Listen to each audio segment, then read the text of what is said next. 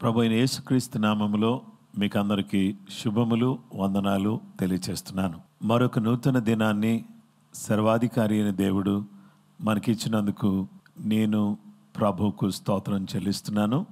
మనమందరం కూడా దేవుని స్తుతించ బద్ధులమై ఉన్నాం. ఈ సమయంలో మనమందరం కూడా ఈ ప్రార్థనా పోరాటంలో ఉండేటటువంటి చక్కటి అవకాశాన్ని సర్వకృపానిధికి దేవుడు మనకిచ్చినందుకు నేను దేవునికి కృతజ్ఞతలు, వందనాలు తెలియజేస్తున్నాను. మనమందరం కూడా ఈ సమయంలో దేవుని ఆరాధించి ఆయన నామాన్ని మహిమపరచబోతున్నాం. ఆ తదుపరి దేవుని వాక్యాన్ని విని దేవుని సన్నిధిలో మనం ప్రార్థించబోతున్నాం. ఈ 3 విషయాలు కూడా చాలా ప్రాముఖ్యమైనవి. వీటిల్లో మనం పాలుపంపులు పొందుదాం. దయచేసి మనమందరం కూడా ప్రార్థన చేద్దాం. మహోన్నతుడైన మా తండ్రి, ప్రేమ కలిగిన మా గొప్ప దేవ, ప్రార్థనా పోరాటంలోకి మమ్మల్ని తీసుకొచ్చినందుకు నీకు స్తోత్రం. నిన్ను ఆరాధించడానికి, నీ వాక్యం వినడానికి, ప్రార్థించటానికి నీ కృప మాకు అనుగ్రహించమని సర్వకృపానిధికి యేసుక్రీస్తు పరిశుద్ధ నామములో ప్రార్థించి అడుగుచున్నాం తండ్రి, ఆమేన్. ఈ సమయంలో మనం అందరం కలిసి దేవుని ఆరాధన చేద్దాం. ఆ తదుపరి దేవుని యొక్క వాక్యాన్ని మనం విందాం.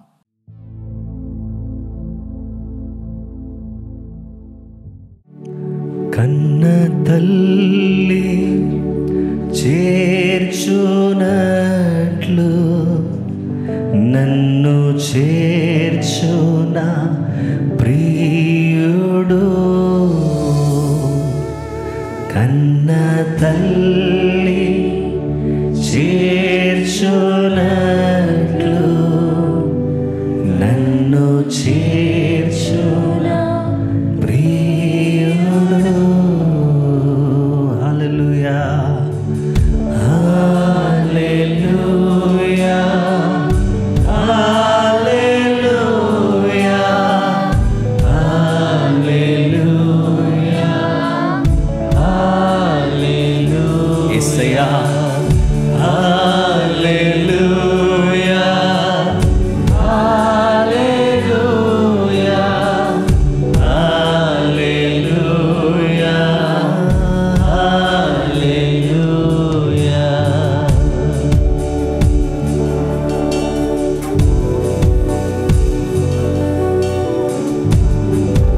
దేవానికి స్తోత్రమయ్యా.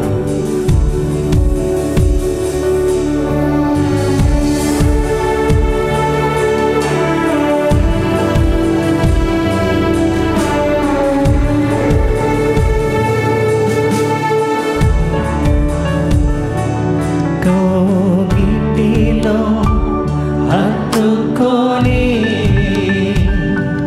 నా చింత బాపును, కోగిటిలో హత్తుకొని దేవా నా చింత బాపును. హల్లెలూయా, హల్లెలూయా, హల్లెలూయా, యేసయ్యా, హల్లెలూయా, హల్లెలూయా, హల్లెలూయా, హల్లెలూయా.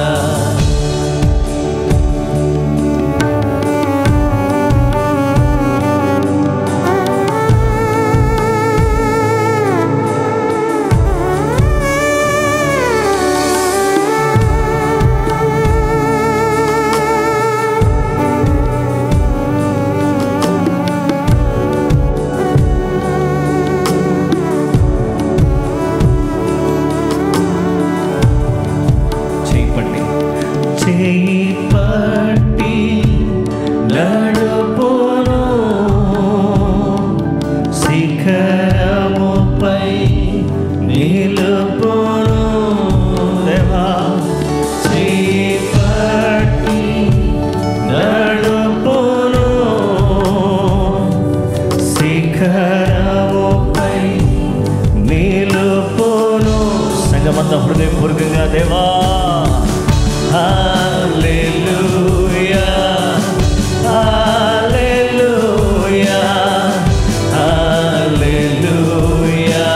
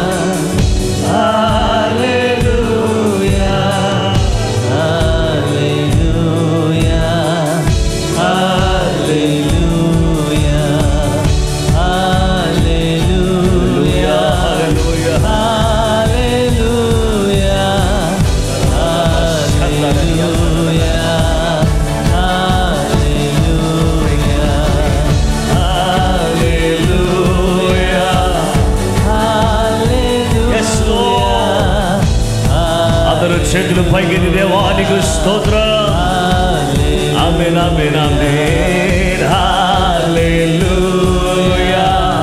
హల్లెలూయా హల్లెలూయా హల్లెలూయా హల్లెలూయా హల్లెలూయా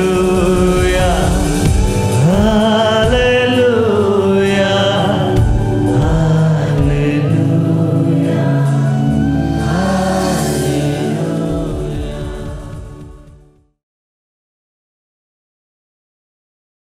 క్రీస్తునందు ప్రియమైన సహోదరి సహోదరులారా, ఇంతవరకు దేవుని ఆరాధించే చక్కని భాగ్యాన్ని దేవుడు మనకిచ్చాడు. దేవుని స్తుతించడానికి, దేవుని గణపరచడానికి సర్వశక్తి కలిగినటువంటి దేవుడు మనకు అనుగ్రహించిన ఈ శ్రేష్టమైన కృపను బట్టి నేను దేవునికి కృతజ్ఞతలు తెలియజేస్తున్నాను. స్వస్థత అనే ఈ అంశాన్ని గురించి కొన్ని వారాలు మన దేవుని వాక్యాన్ని ధ్యానం చేయబోతున్నాం. దేవుని బిడ్డలమైనటువంటి మనమందరం కూడా మన దేవుడు స్వస్థపరిచే దేవుడు. నిన్ను స్వస్థపరిచే యెహోవాను నేనే అని ప్రభు చెప్పాడు. గనుక దేవుడు తన వాక్యం ద్వారా తన ప్రజలను స్వస్థపరుస్తాడు. తన నోటి మాట చేత ప్రజలను స్వస్థపరిచే దేవుడు, రక్షించే దేవుడు, మానసిక రుగ్మతలను కూడా తొలగించే గొప్ప దేవుడుగా ఆయన ఉన్నాడు. అయితే ఈ సమయంలో మనమందరం కూడా యాకోబు పత్రిక 5వ అధ్యాయం 15-16 వచనాలు చదువుకుందాం. విశ్వాస సహితమైన ప్రార్థన ఆ రోగిని స్వస్థపరచును, ప్రభువు అతన్ని లేపును. అతడు పాపం చేసిన వాడైతే పాప క్షమాపణ నొందును. మీ పాపములను ఒకనితో ఒకడు ఒప్పుకొనుడి. మీరు స్వస్థత పొందినట్లు ఒకని కొరకు ఒకడు ప్రార్థన చేయుడి. నీతిమంతుని విజ్ఞాపన మనపూర్వకమైనదై బహు బలము గలదై ఉండును. దేవుని బిడ్డలమైనటువంటి మనం అందరం కూడా యాకోబు పత్రికలో దేవుడు స్వస్థపరిచే దేవుడుగా, ఆ స్వస్థతను మనము అనుభవించాలంటే మనం ఏం చేయాలి అనే స్పష్టతను యాకోబు ద్వారా దేవుడు మనకు దయచేస్తూ ఉన్నాడు. దేవుని బిడ్డలమైనటువంటి మనమందరం కూడా ఈరోజు దేవుని దగ్గర నుంచి మన స్వస్థతను అనుభవించాలి అని కోరితే మనందరికి కూడా ఏం కావాలో తెలుసా అండి? మనందరికి కూడా విశ్వాసము కావాలి. విశ్వాసం అనేది చాలా చాలా ప్రాముఖ్యమైనటువంటి విషయం. విశ్వాసం అన్నది నిరీక్షింపబడు వాటి యొక్క నిజస్వరూపమును, అదృశ్యమైనవి ఉన్నవనుటకు రుజువునై ఉన్నది. దేవుని ఎదుకు వచ్చువాడు ఆయన ఉన్నాడనియు, తన్ను వెదుకు వారికి ఫలము దయచేయువాడనియు నమ్మాలి. విశ్వాసం లేకుండా దేవునికి ఇష్టలుగా ఉండడం అసాధ్యం. దేవుని బిడ్డలమైనటువంటి మనమందరం కూడా గమనించాల్సిన విషయం ఏంటంటే, యేసుక్రీస్తు ప్రభువారు చాలా అద్భుతమైనటువంటి విషయాన్ని తన శిష్యులకు నేర్పిస్తూ వచ్చాడు. అదేంటంటే, మార్కు రాసిన సువార్తలో 11వ అధ్యాయం 23-24 వచనాల్లో, ఎవడైనను ఈ కొండను చూచి నీవు ఎత్తబడి సముద్రములో పడవేయబడుమని చెప్పి తన మనసులో సందేహింపక తాను చెప్పినది జరుగునని నమ్మిన ఎడల వాడు చెప్పినది జరుగునని మీతో నిశ్చయముగా చెప్పుచున్నాను. అందుచేత 24వ వచనం, ప్రార్థన చేయునప్పుడు మీరు అడుగుచున్న వాటి నెలను పొంది ఉన్నామని నమ్ముడి, అప్పుడు అవి మీకు కలుగునని మీతో చెప్పుచున్నాను.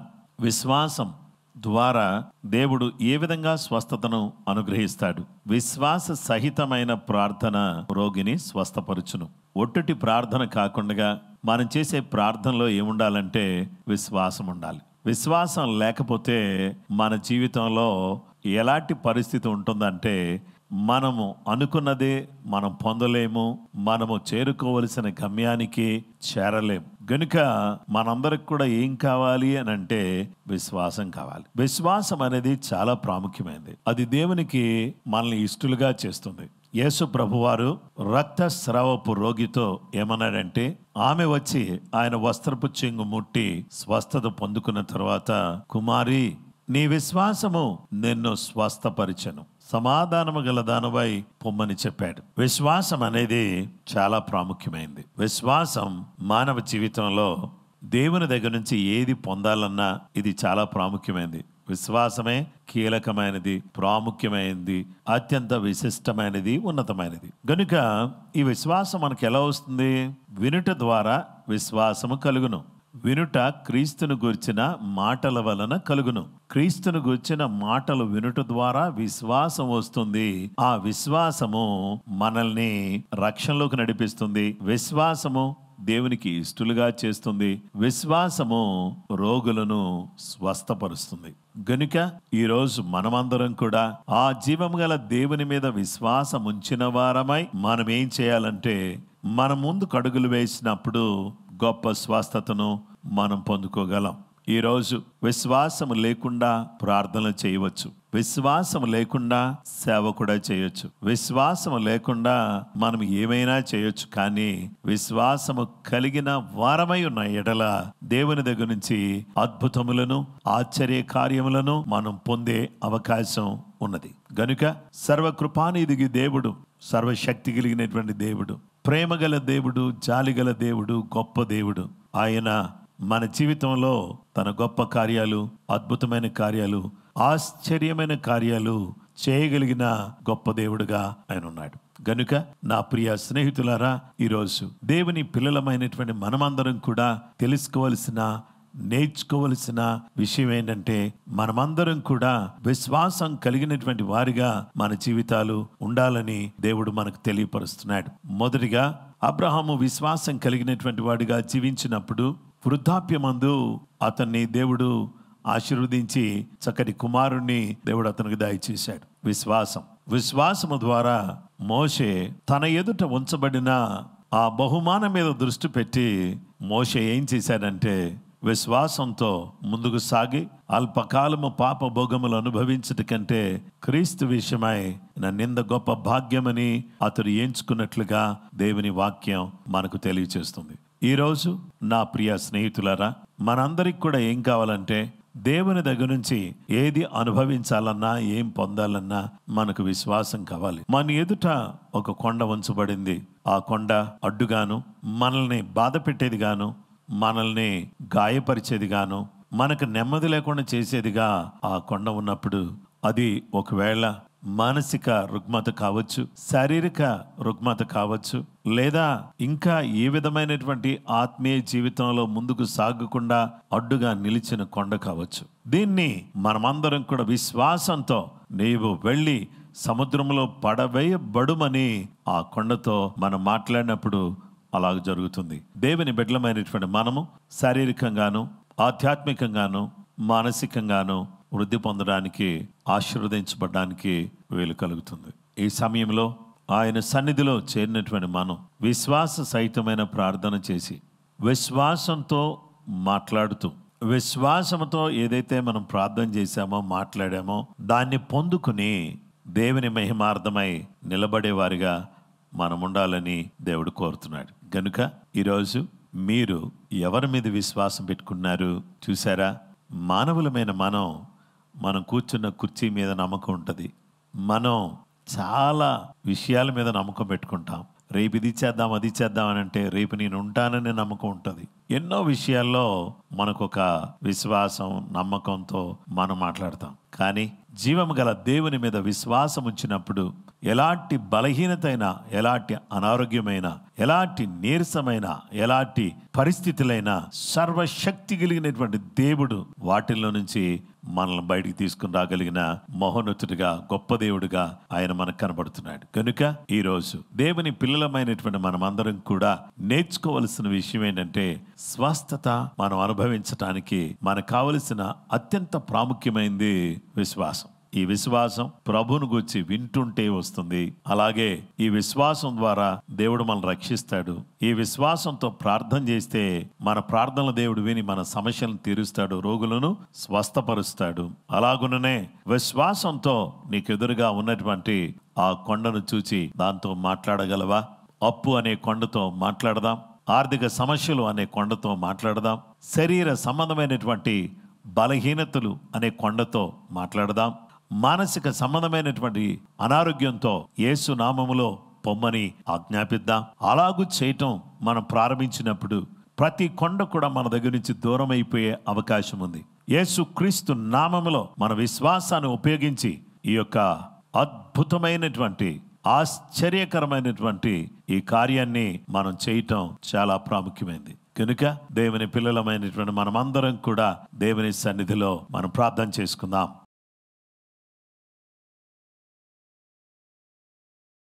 మహోన్నతుడైన మా తండ్రి, విశ్వాస సహితమైన ప్రార్థన రోగిని స్వస్థపరచును అని నీ వాక్యం సెలవిస్తుంది. విశ్వాసంతో ఈరోజు ఎవరు అనారోగ్యంతో ఉన్నా, ఎవరు బలహీనతతో ఉన్నా, ఎవరు ఏ విధమైనటువంటి ఇబ్బందితో ఉన్నా యేసు నామములో ప్రార్థన చేస్తున్నాం, నెమ్మది కలుగును గాక. ఆర్థిక ఇబ్బందులు, అప్పు సమస్యలు, అనారోగ్య సమస్యలు, భార్యాభర్తల మధ్యలో సమస్యలు, పిల్లలతో సమస్యలు, ఇలాంటి వాటన్నిటినీ కూడా యేసు క్రీస్తు అధికారం గల నామములో పొమ్మని ఆజ్ఞాపిస్తున్నాను. ప్రతి విధమైన చీకటి తొలగిపోవును గాక. యేసు క్రీస్తు నామములో బిడ్డలకు విడుదల కలుగును గాక. విశ్వాసంతో మేము ప్రార్థన చేస్తుండగా ఈ ఉదయ కాలం ఎవరు ఏ విధమైన బలహీనతలతో ఉన్నా వారు యేసు క్రీస్తు నామములో బయటికి వచ్చుదురు గాక. చీకటి క్రియలన్నీ లయమవును గాక. ప్రతి బిడ్డ జీవితం వికసించును గాక. యేసు క్రీస్తు శక్తిగల నామములో మేము చేస్తున్న ఈ ప్రార్థనలు ఆలకించండి. వృద్ధులను కాపాడండి. యవనస్తులను మీరు దర్శించండి. నాటి ప్రాయంలో ఉన్నవారిని కాపాడండి. చిన్న పిల్లలకు కాపుదల, భద్రత, స్వస్థత దయచేయండి. చీకటి క్రియలన్నీ కూడా లయపరచండి. ప్రతి విధమైనటువంటి అంధకార చీకటి శక్తుల క్రియలని నాశనం చేయండి.